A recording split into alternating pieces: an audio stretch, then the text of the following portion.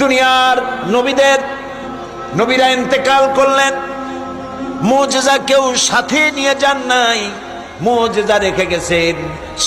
মুসা আলাইহিস সালাম মারা গেলেন, লাঠি তিনি কবরে নিয়ে যান নাই, কিন্তু তার ইন্তেকালের পরে তার উম্মতেরা একদিনের জন্য লাঠিটারে আর সাপ বানাইতে পারে নাই। দাউদ আলাইহিস সালাম ইন্তেকাল করেছেন, তার লোহাগুলিকে আর কেউ হাতের মুঠায় পরে নরম বানাতে পারে নাই।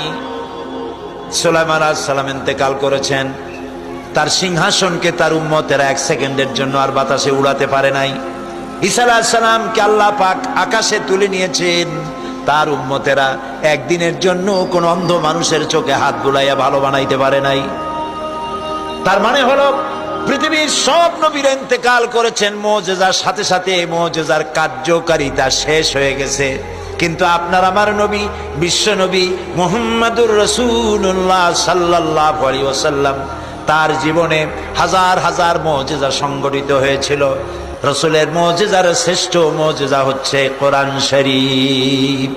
আল্লাহ নবী দুনিয়া থেকে বিদায় হয়ে গেছেন, কোরআন শরীফ অকাজে থাকে নাই, নিষ্ক্রিয় হয়ে যায় নাই।